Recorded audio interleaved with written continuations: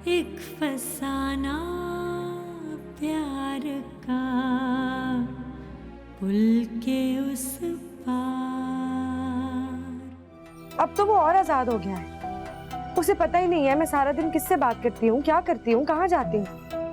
मेरा ख्याल है हुमा के अब टाइम आ गया है, तुम कामरान से सेपरेशन ले लो।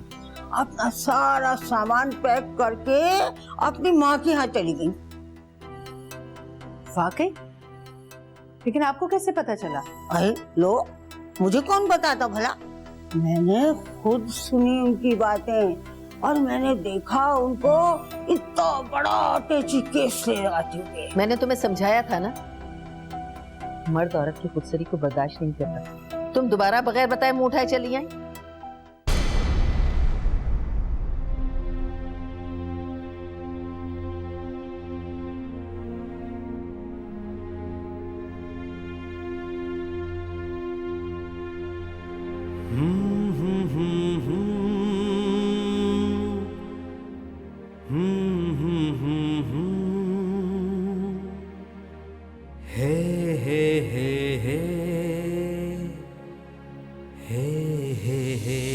सबा, मुझे सिर्फ तुम्हारा साथ चाहिए।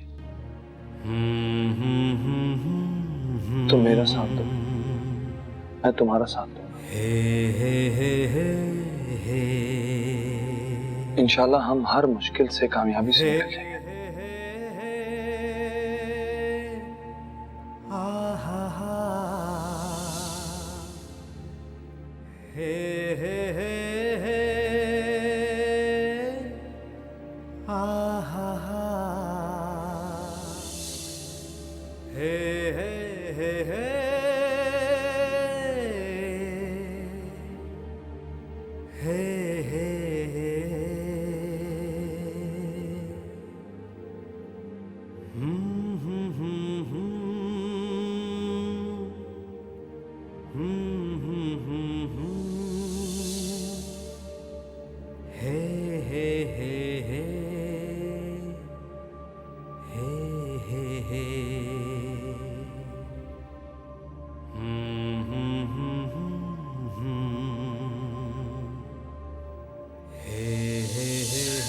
ये बच्चा नहीं हो सकता। चलो मेरे साथ डॉक्टर के पास। ये क्या कह रहे हो? तुम्हारा दिमाग खराब हो गया है क्या? आप बीच में मत बोले फुप्पो, ये हम मियां बीवी का मामला है। आदिल, क्या कर रहे हैं आप? ये आपकी औलाद है।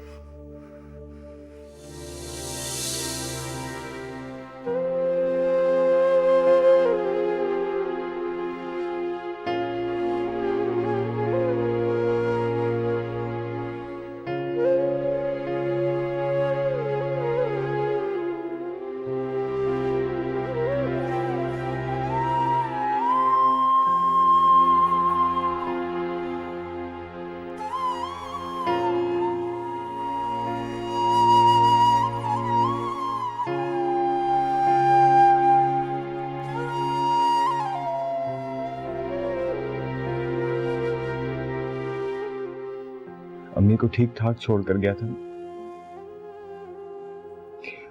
पता नहीं उनको क्या हो गया। अम्मी जान तो हर दुख से आजाद हो गई है, अब जहां भी है सुकून से है। लेकिन अचानक क्या हो गया? ऐसे कौन से दुख लाहक हो गए पप्पो को कि वो हमें छोड़ के चली गई? ये वक्त नहीं इस तरह की बात करने का। तुम अंदर जाओ, जाओ यहाँ से।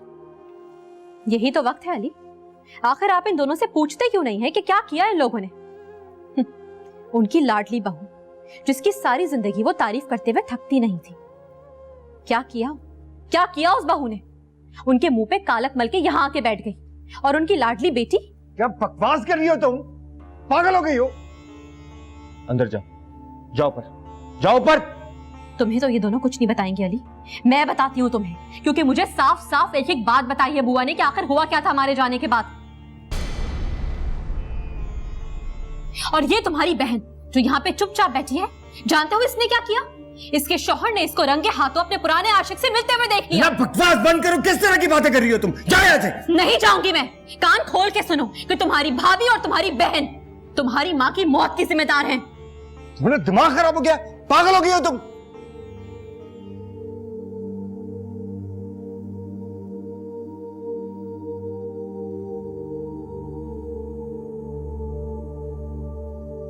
आदिल बेटा, क्या ये सच है कि सबा मां बनने वाली? जी। बेटा इसमें क्या बुराई? तमाशा खड़ा करने की क्या जरूरत है? इसमें बुराई कोई नहीं है पापा, बस मुझे सबा का रवैया ठीक नहीं लगा। उसने मुझसे ये बात छुपा के रखी। झूठ बोल रहे हो तुम। तुम्हारी मरहुमा फुफ्फो ने मुझे सब कुछ बता दिया था।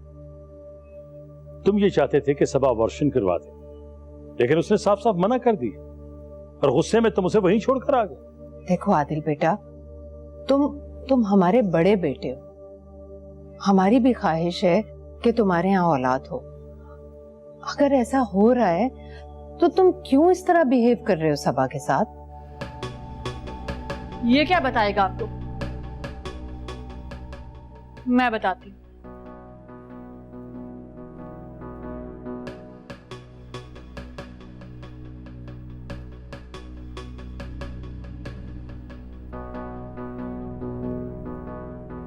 इसमें आप लोगों के सारे सवालों के जवाब हैं। ये क्या है? ये रिपोर्ट्स हैं आपके बेटे की, जो मैंने और आदिल ने मिलकर चेकअप करवाया था, और इसने अपनी रिपोर्ट्स छुपा ली थी ताकि ये खुद को मासूम साबित कर सके और सिर्फ मैं गुनहगार साबित हो जाऊं।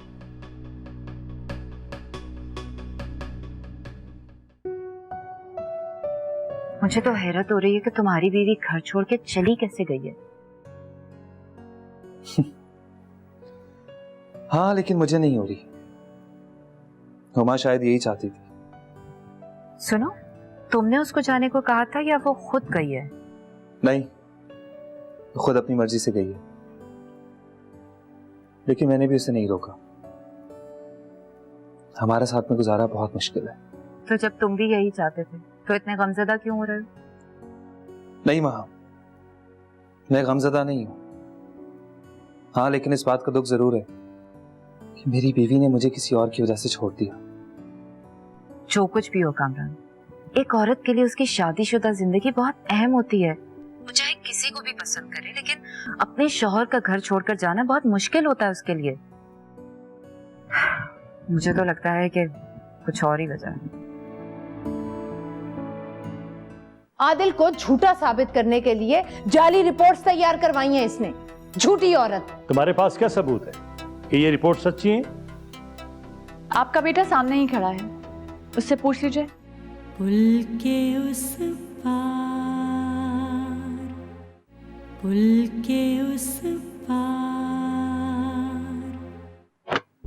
आदिल, ये सब क्या है?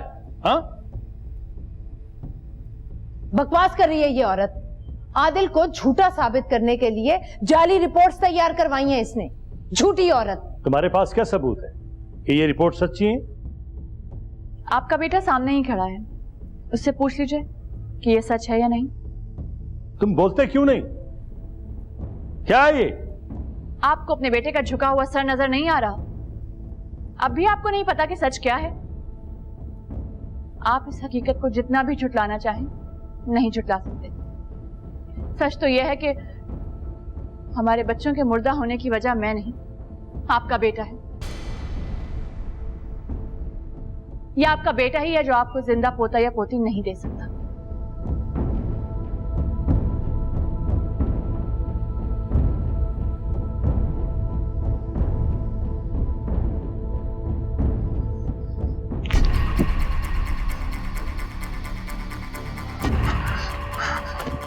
आदिल,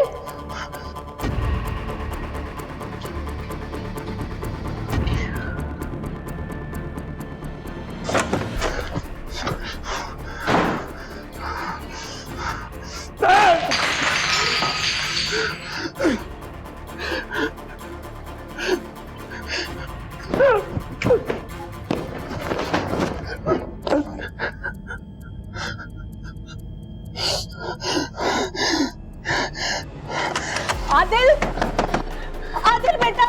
आदिल बेटा दरवाजा खोलो। आदिल, आदिल, आदिल बेटा।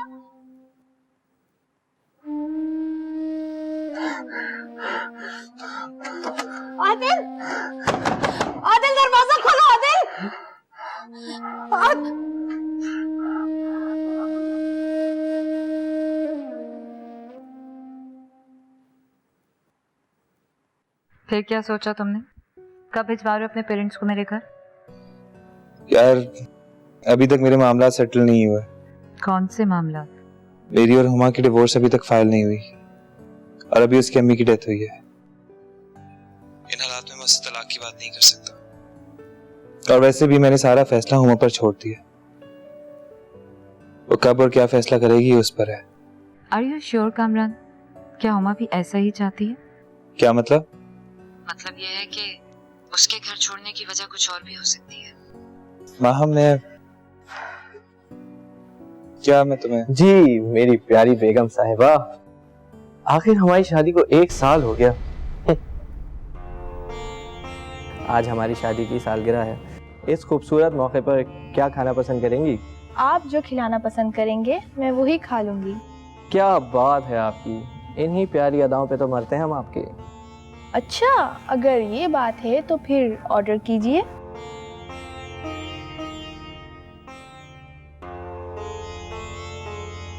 मैं तुमसे बाद में बात करता हूँ। हाँ करता हूँ। Okay bye. Okay waiter.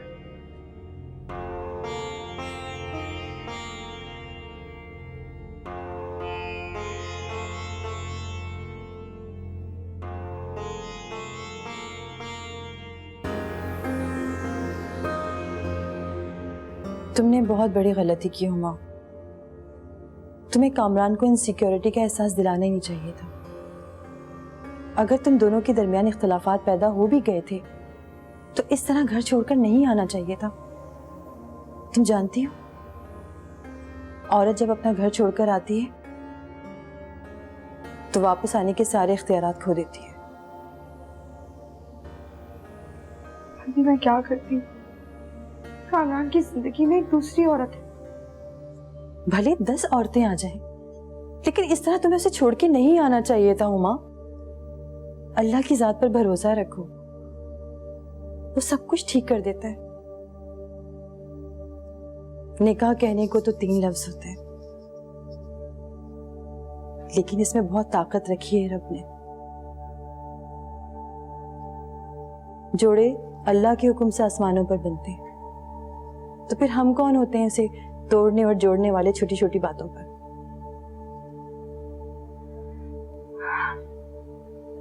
अब तो कुछ भी नहीं हो सकता, बहुत देर हो गई। मैं कुछ भी नहीं कर सकती। ऐसा कुछ नहीं हुआ, सब ठीक हो जाएगा। तुम उससे बात करो, साफ साफ बता दो कि तुमने रचना के कहने पर ये सब कुछ किया था, उसने बहकाया था तुम्हें। तुम तो एक वफादार बीवी हो। मेरी बात क्यों मानेगा? तुम फिक्र मत करो, अगर तुम नहीं कहोगी तो मैं उससे बात करती हूँ। इंशाल्लाह सब ठीक होगा, तुम परेशान मत हो।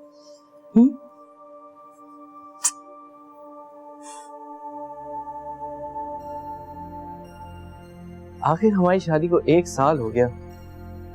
आज हमारी शादी की सालगिरह है। एक ऐसा शौहर जिसको ये पता चलेगा कि उसकी बीवी के 10 आशिक हैं, क्या करेगा वो मर्द? ऐसे मर्द को तो करनी चाहिए दूसरी शादी। करेगा मेरा भाई? पुल के उस पार, पुल के उस पार। उमर, उमर, उमर, खुदा के वास्ते कुछ करो। आदिल ने खुद को अपने कमरे में बंद कर लिया है, वो कोई नुकसान ना पहुंचाए। आदिल खुदा के वास्ते उमर कुछ करो। मेरी कुछ समझ में नहीं आ रहा, मैं क्या करूं? उमर, तो फिर हम क्या करेंगे? ये मालो दौलत ये कहाँ ले जाएंगे? इतना सब कुछ जो इतनी मेहनत से हमने बनाया, वो सब क्या गैर खा जाएंगे? आदिल के औलाद नहीं हो सकती, कामरान का घर नहीं बस रहा, हिना को औलाद की ख्वाहिश नहीं,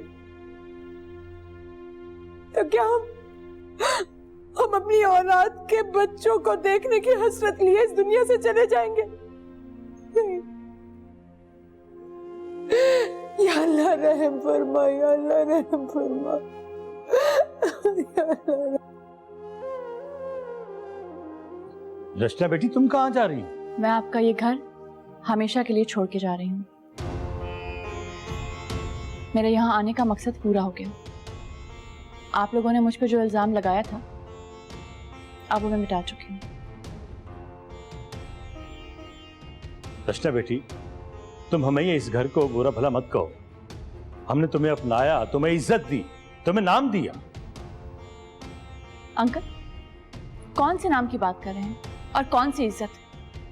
इस घर में मुझे सिर्फ जिल्लत और रुसवाई मिली है। आपके बेटे ने मुझे सिवाय दुखों के और दिया ही क्या है? आप अपने बेटे से कहिएगा कि 3 दिन के अंदर मुझे तलाक भिजवा दे, वरना मुझे कोर्ट से रुजू करना पड़ेगा। और अगर मैं कोर्ट तक गई तो आपके ये घर का मामला कोर्ट में उछाला जाएगा। बड़ी चकसाई होगी आप लोगों की कोर्ट में। आप लोग क्या समझते हैं सब कुछ इतनी आसानी से हो जाएगा? बहुत खुश है ना आप लोग कि सबा मां बनने वाली है, आदिल के यहाँ औलाद होगी।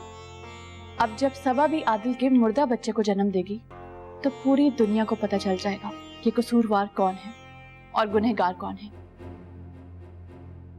अब आप लोग आदिल के एक और मुर्दा बच्चे का मातम करेंगे।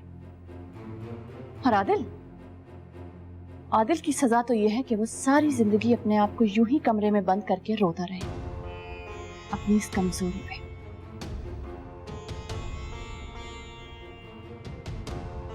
रचना बेटी,